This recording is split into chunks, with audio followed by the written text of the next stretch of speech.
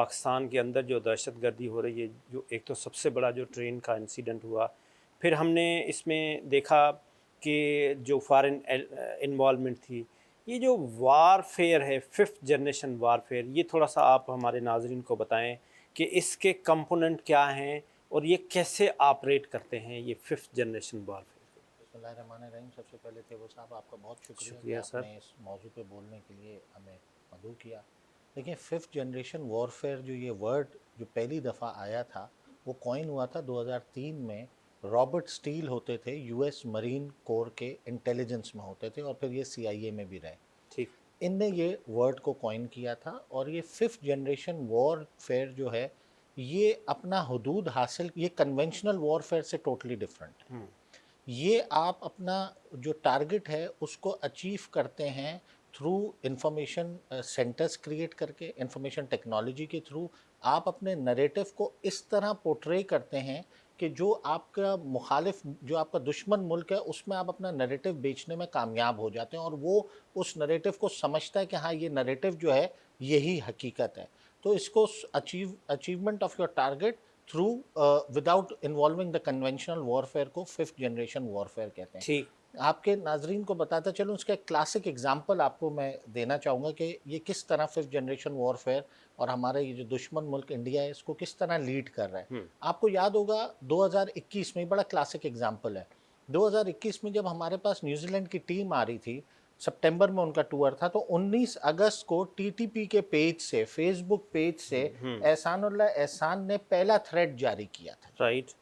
اور اس کے 2 دن کے بعد 21 اگست کو ابھی نندن مشرا جو رپورٹر ہے انڈین گارڈین کا، اس نے، جس کے نوٹیبل ٹائز ہیں امر اللہ صالح سے جو وائس پریزیڈنٹ تھا افغانستان کا، اور جو نوٹڈ آدمی ہے جو پاکستان کے خلاف زہر اگلتا تھا، آگ اگلتا تھا، اس کے ساتھ اس کے بڑے مراسم تھے، اس نے جو ہے یہ 21 تاریخ کو تھریڈ جاری کیا، ابھی نندن مشرا۔ تو اس کو کیسے پتا تھا 1 ماہ پہلے کہ یہ ایسا ہوگا؟ اس پہ کوئی ریوائنڈ ڈیویلیشن آئی تھی، کوئی وہی آئی تھی اس پہ؟ بالکل اچھا ٹھیک۔ جی، اس کے بعد آپ دیکھیں کہ پھر 24 اگست کو مارٹن گپٹل کو ایک ای میل ریسیو ہوتا ہے تھریٹ کا، جو نیوزی لینڈ ٹیم کا تھا، اور اس کے اندر جو ہے کیا کہتے ہیں، یہ ساری بات ہونے کے باوجود نیوزی لینڈ ٹیم ادھر سپٹمبر میں آئی، 11-12 سپٹمبر کو اور 13 سپٹمبر کو انہوں نے پریکٹس بھی کی۔